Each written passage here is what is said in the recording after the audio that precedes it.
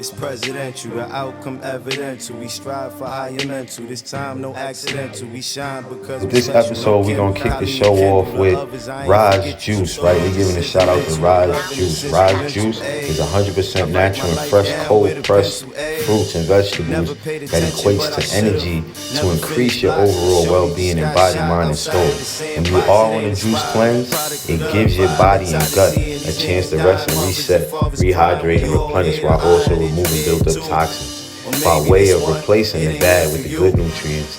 And with added hydration, you will have noticeably glowing skin, shinier hair, stronger nails, anti-aging, etc. This is what me and my kids is drinking, so I recommend Raj Juice, family.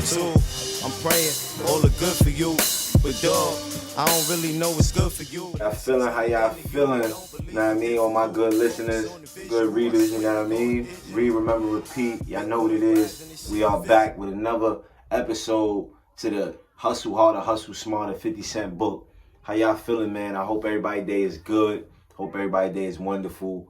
I'm chilling today, man. Just relaxing, doing a lot of reflecting. Definitely doing a lot of writing things down, goals, getting them things ready, man, because it don't stop, man. It don't stop. It keeps going, you know what I mean? You want new things, you want more things, you know what I mean? And if I don't stress this enough, invest. Keep investing, man.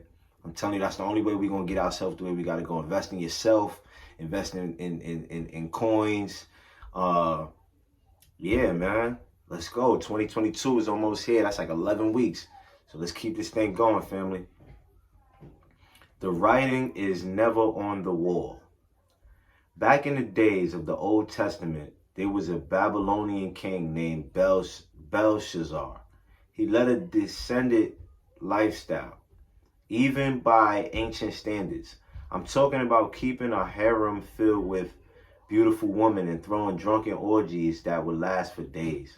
One night, he decided to really push the royal envelope. He usually held his parties in his palace, but on this night, he decided to host one in the city's holiest temple. The king got so drunk that at the height of the party, he started drinking wine out of sacred cups that had been brought to the temple from Jerusalem. They were only supposed to be handled by the temple's priests. But Belshazzar was on a mission to prove that there wasn't any taboo he wouldn't break.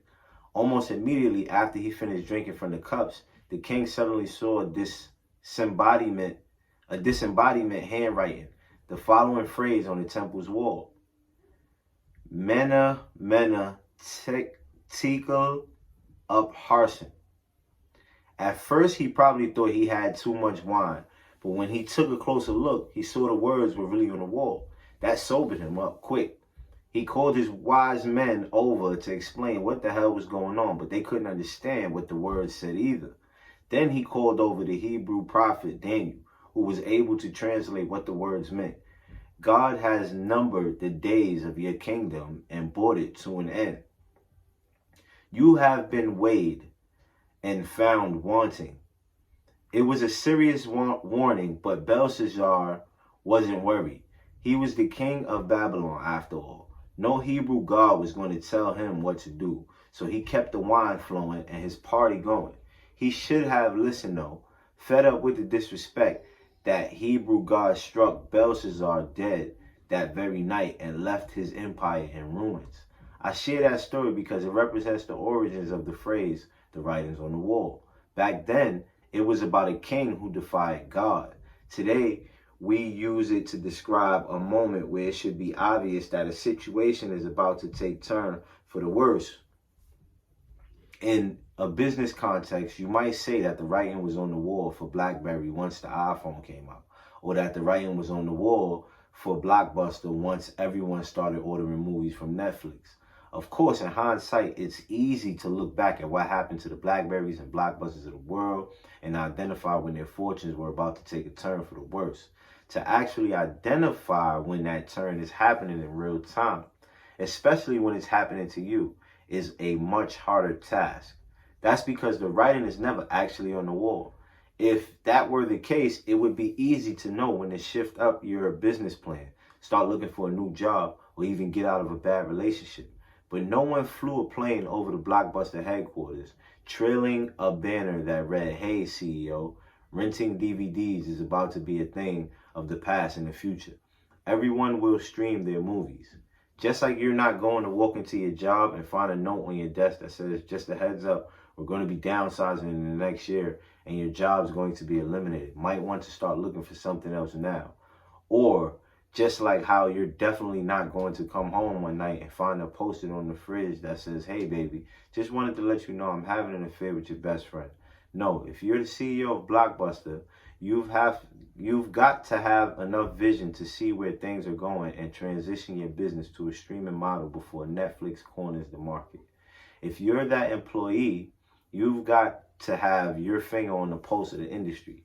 Realize your company isn't doing as well as it had been and start looking for that new job while you still have some leverage. If you're that wife, you need to cut that friend off and have a serious talk with your husband. Or maybe even just kick that man out of the house. It would be great to get advanced intel whenever we're about to enter a tough period. But unfortunately, none of us will ever be warned as plainly as Belshazzar was. You might not ever be able to read the writing on the wall, but what you can read is the energy around you.